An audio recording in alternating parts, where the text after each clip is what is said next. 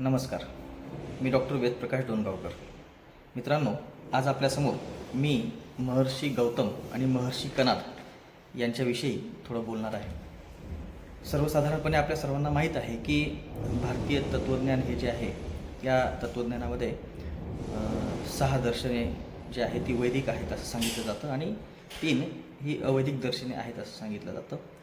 या 6 वैदिक दर्शनामध्ये आपण प्रामुख्याने सांख्य, न्याय, वैशेषिक, योग, पूर्वमीमांसा आणि उत्तरमीमांसा यांचा विचार करतो. आणि जे 3 अवैदिक दर्शन आहेत त्याच्यामध्ये आपण चार्वाक, जैन आणि बुद्ध या 3 दर्शनाचा विचार करत असतो. या वैदिक दर्शनामध्ये आपण प्रामुख्याने जे न्याय दर्शन आहे आणि वैशेषिक दर्शन आहे यांचा जेव्हा विचार करतो तेव्हा आपल्याला या ठिकाणी महर्षी गौतम आणि महर्षी कणाद यांचा विचार करणं आवश्यक आहे. आणि मी आजचा हा व्हिडिओ त्यांच्याच संदर्भाने या ठिकाणी सादर करतो आहे. मित्रांनो, हे महर्षी गौतम आणि महर्षी कणाद जे आहे हे शैव परंपरेतील आचार्य आहेत. महर्षी गौतम आणि महर्षी कणाद हे शैव परंपरेतील आचार्य आहेत. आणि मी हे जे सांगतो आहे ते तर्कतीर्थ लक्ष्मणशास्त्री जोशी यांनी जो लेख संग्रह खंड 1 लिहिला आहे त्याच्यामध्ये काही तपशील आला आहे आणि त्या आधारावर मी हे सगळं सांगतो आहे. या ठिकाणी आपण हे लक्षात घेतलं पाहिजे की जे अक्षपाद आहेत तेच गौतम आहेत आणि त्यांनी न्यायसूत्र या ग्रंथाची रचना केलेली आहे आणि त्यावरून आपण न्यायदर्शन अभ्यासतो. वैशेषिक दर्शनाचे जे प्रवर्तक आहेत ते महर्षी कणाद आहेत आणि त्यांनी वैशेषिक सूत्र हा ग्रंथ रचलेला आहे. तर हे जे 2 आहेत महर्षी गौतम आणि महर्षी कणाद हे 2 भाऊ आहेत आणि यांचा जन्म जो आहे किंवा हे कुठलचे होते तर ते प्रभास तीर्थ येथलचे होते. अर्थात हे प्रभास तीर्थ म्हणजे आजचं सौराष्ट्र सोमनाथ जे गुजरातमधलं आहे त्या ठिकाणचे हे होते आणि ते सोमशर्म्य यांचे ते मुलं होते. आणि या सोमशर्म जे होते त्यांचा एक गोत्र होतं ते कश्यप गोत्र आहे. आता हे शैव परंपरेमध्ये कश्यप गोत्र कसं आलं काय नाही याच्याविषयी आपण स्वतंत्र कधीतरी चर्चा करू. परंतु या ठिकाणी लक्षात असं घ्यायचं आहे की कणाद आणि हे गौतम जे आहेत हे 2 भाऊ होते आणि या दोघांचं भारतीय तत्त्वज्ञानामधलं कॉन्ट्रिब्युशन या निमित्तानं आपल्याला जाणून घ्यायचंच आहे. तर या ठिकाणी तर्कतीर्थ लक्ष्मणशास्त्री जोशी काय म्हणतात की कणाद हा माहेश्वर योग संप्रदायाचा अतिप्राचीन आचार्य आहे. आणि त्याचबरोबर ते असंही म्हणतात की हे जे माहेश्वर योग संप्रदाय आहे तेच शैव संप्रदाय होय. म्हणजे माहेश्वर योग संप्रदायाचा अतिप्राचीन जो आचार्य आहे तो शैव संप्रदायाचा आचार्य आहे असं या ठिकाणी निदर्शनास येतं.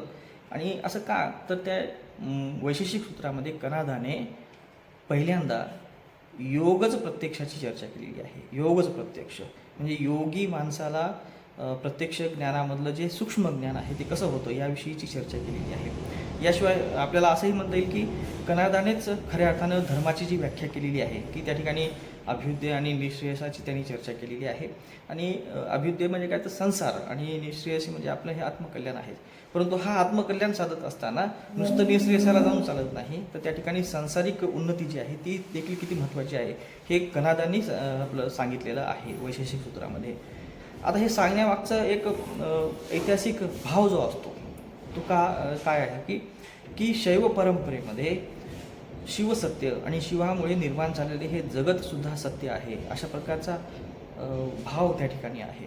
आणि याच आधारावर हे संसारचं सत्य असेल तर या संसाराला आपण जाणून घेतलं पाहिजे, या संसारामध्ये सुद्धा आपण उन्नती केली पाहिजे हा सुद्धा भाव कदाचित कणादाच्या मनात आला असावा. आणि त्याच आधारावर त्यांनी धर्माची जी व्याख्या केलेली आहे त्यामध्ये संसार आणि निःश्रेयस, अभ्युदय आणि निःश्रेयस या दोन्हीलाही तितकंच महत्त्व दिलेलं आहे.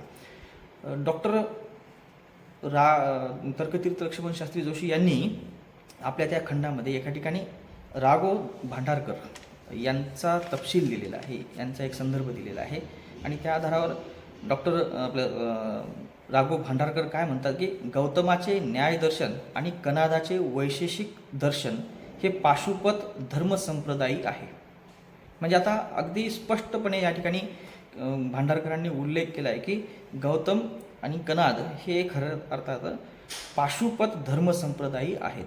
आणि पाशुपत हे काय आहे तर ते एक शैव संप्रदायातील शैव धर्म परंपरेतील एक संप्रदाय आहे. आणि या पाशुपताचा उल्लेख जो आहे तो आगमांमध्ये झाला आहे. शैव आगम जे आहेत 28 आगम आहेत आणि त्यापैकी एक आगम आहे ते म्हणजे पारमेश्वर आगम. आणि या पारमेश्वर आगमामध्ये या पाशुपताचा उल्लेख झालेला आहे, पाशुपात संप्रदायाचा उल्लेख झालेला आहे. आणि यावरून असं लक्षात येतं की की अगदी स्पष्ट असा संबंध कनादाचा आणि वैशेषिकांचा हा शैव संप्रदायाशी आहे. त्यांच्यावर शैव संप्रदायाच्या विचारांचा प्रभाव होता आणि अशा या शैव संप्रदायाशी संबंधित असलेल्या महान महर्षी गौतम आणि महर्षी कनाद यांचं जे साहित्य आहे, न्यायसूत्र असेल किंवा वैशेषिक सूत्र आहे, त्याचं भारतीय तत्त्वज्ञानामधलं योगदान आपण सर्वजण जाणून आहोत. न्यायसूत्राची जर एकंदर आपण रचना पाहिली तर त्या आधारावर एक म्हणजे इपेस्टमॉलॉजी, ज्ञानमीमांसा जी आहे ती खऱ्या अर्थाने या भारतामध्ये संबंध जगामध्ये जरी म्हटलं तरी काय हरकत नाही. जगामध्ये जर कोणी डेव्हलप केली असेल तर ती कनादाने गौतम ऋषींनी केलेली आहे. आणि वैशेषिक दर्शनाचे प्रवर्तक जे कनाद आहेत त्यांनी जे सप्तपदार्थ असतील, परमाणू आहेत, म्हणजे परमाणूच्या बाबतीतला त्यांचा जो सिद्धांत आहे तो तर खऱ्या अर्थानं संबंध जगातल्या भौतिकशास्त्रीय लोकांच्या दृष्टिकोनातून खूप महत्त्वाचा आहे. मी अनेकदा म्हणतो की भौतिकशास्त्राचे खरे जनक जर कोण असतील तर ते महर्षी कनाद आहेत. आणि त्यामुळं महर्षी कनादाचं सुद्धा आपण महत्त्व लक्षात घेतलं पाहिजे. तर अशा पद्धतीनं भांडारकर म्हणतात, तर्कतीर्थ लक्ष्मणशास्त्री जोशी म्हणतात त्याप्रमाणे हे शैव पाशुपत संप्रदायातील महर्षी कनाद आणि महर्षी गौतम आहेत. तर या दृष्टिकोनातून सुद्धा आता त्यांच्याकडे आपण पाहणं आवश्यक आहे.